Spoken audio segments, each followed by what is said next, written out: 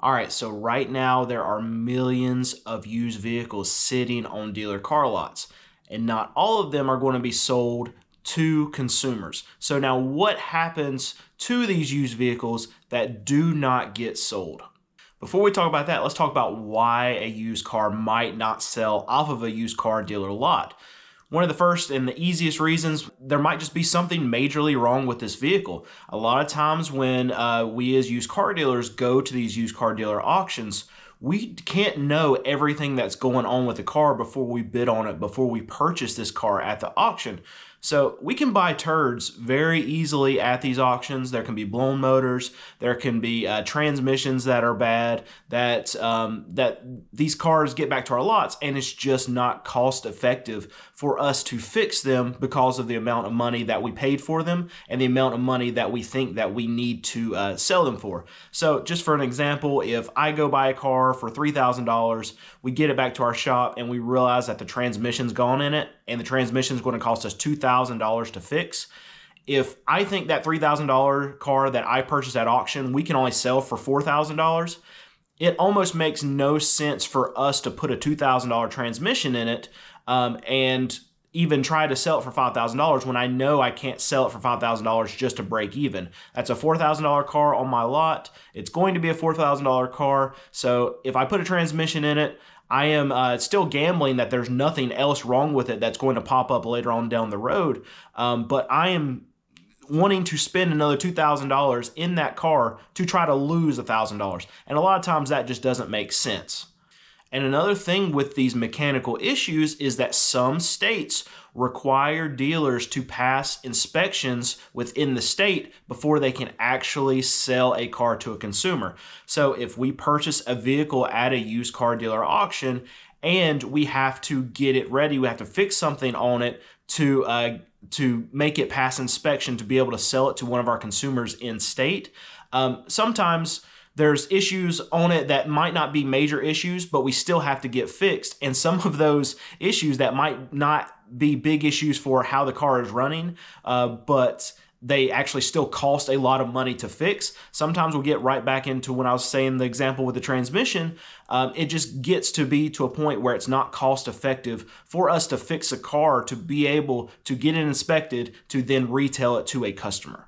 Another reason why a car might not sell is it just might be an undesirable car. Now, going through my years of buying and selling vehicles, I have found that there are just some cars people just don't want, whether they just be ugly, they just be have a history of being unreliable. There are just some cars out there consumers don't want to buy, and you can just continue to lower the price until you find that point where a customer will actually buy it. But a lot of times you find out when it is an undesirable car that you're actually having to lower the car below what you actually paid for it to be able to sell it to a customer. So there are just some cars out there dealers buy, they make a mistake, and they don't realize that, you know what, their customers, they just don't want it.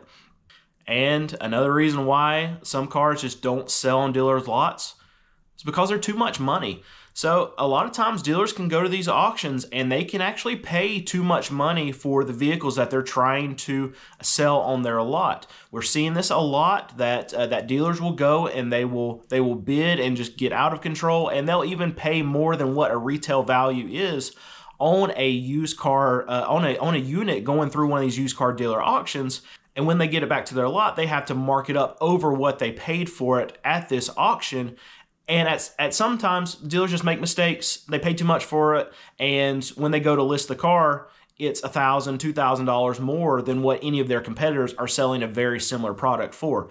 So at that point, it's just too much money, and they're not going to be able to sell it for an amount they can make money on whenever they get this car back to their lot, because they just paid way too much for it. So now what a lot of people think is that, well, obviously there's always a point where someone will buy something. You can just lower the price forever and ever and ever until you find the actual price point that the market says, hey, yes, I'll buy it. And that seems very logical, but there's a problem with that. What a lot of people don't realize is that most dealers do not actually pay for their vehicles. They don't have the liquidity, they don't have the money to be able to afford to buy their inventory. So what do? They use a floor plan. A floor plan is basically just like a dealer swiping a credit card to buy these vehicles. So why this is such a big problem for these dealers is that as these cars sit on their lot and they go unsold for 60, 90 days, these cars, this credit card of what these dealers swipe for these cars is stacking up interest every day that they keep it on their lot. So the longer it sits, the more money that they have into it. And they're not doing it on just one. Their whole lot is full of vehicles that they have to move in a timely manner, or they're going to start stacking up with these interest payments. And this is, keep in mind, money that they didn't have in the first place because they had to borrow it. They didn't have the cash to do it. So if they have 10, 20 cars out there that are not selling in 60, 90 days, they can rack up payments that come up on all of these vehicles, and it's money that they just didn't have in the first place. So then they have to liquidate this inventory. So what option do they have at that point? Well, the logical explanation would be lower your price, sell it to a consumer real quick. But they need to sell it right now. And if they lower the price, there's no guarantee that there's going to be a consumer that comes up and is ready to buy that car right now. They have to get that car off their books. They have to get that interest payment off their books because they have to turn that car into cash right now. So what do? They liquidate these cars at a used car dealer auction. But with doing that, there is another problem. So cars sold by independent dealers at auction don't bring very much money. So there are a few different types of places that will actually bring cars to a dealer auction for dealers like myself to be able to bid on and purchase. One is franchise dealers. This is the top of the top. This is the cars that independent dealers want to buy. They are franchise dealers, new car stores, and the way that they get their cars to send them to auction is from their new car trade-ins. So this doesn't necessarily mean that there's a problem with the car. It just means that a customer wanted to get rid of their car to trade up for another car. So a lot of people are driving these cars every day already, and then they just bring it to the new car store, trade it in, and buy a brand new car. So the second place we see is banks offering cars for sale. These are repos. These are auto loan delinquencies. When people don't make payments on their car, the banks will get the cars back and then they'll send them to auction. Repossessions typically are kind of trashy, but they're not necessarily have a big major mechanical problem with them. They are more of a gamble than the trade-ins, but I would say they're the second tier down of cars you want to buy. So now the last tier of cars are going to be the cars offered from these independent dealers. And the reason why they bring so much less is because other independent dealers that are buying at these auctions know that this is the trash of the trash of the trash. So if you're an independent dealer and you have to raise cash and you have to raise it quickly, you're not going to send the best cars from your lot to go dump at auction. The reason being is because you know that those best cars, they're going to sell on your retail lot. So you're going to send the cars that have problems. You're going to send the cars that you've held for a long time for 60, 90 days because they just wouldn't sell. So they're not the best cars.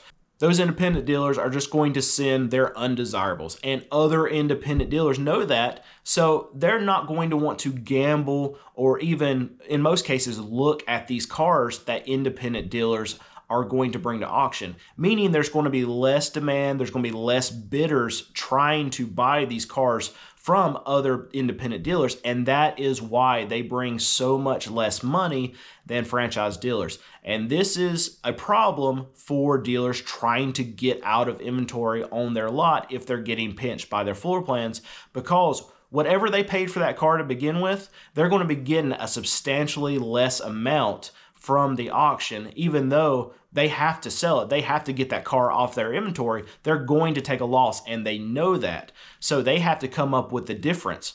So if they have a car that they have to get rid of, that they have to turn into cash really quick, but they don't have the money to fund the difference, they might have to sell multiple cars to be able to come up with the difference that they're going to owe this floor plan company. So at this point, now what happens to the car? So dealer one buys this car, they buy it wrong, something's wrong with it, whatever the case is, they send it to auction, they dump it, they lose a lot of money on it, they sell it to another independent dealer, and then the cycle starts all over again.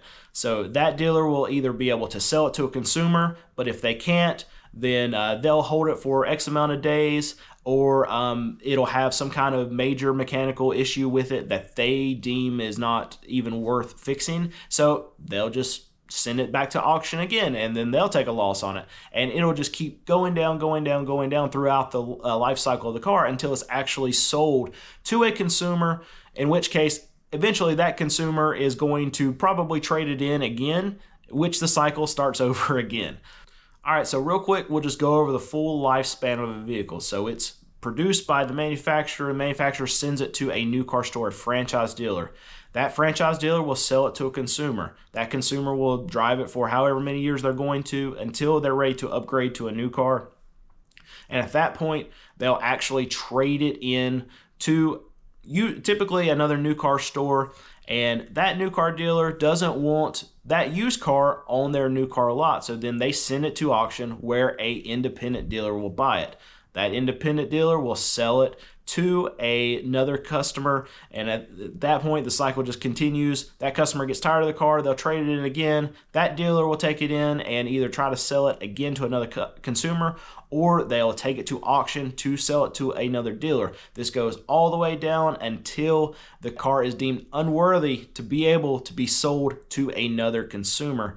At that point, whoever's left holding the car, holding the bag at the end of the road, whether it be consumer or dealer, then at that point, they'll usually wind up taking it to a junkyard, a scrapyard.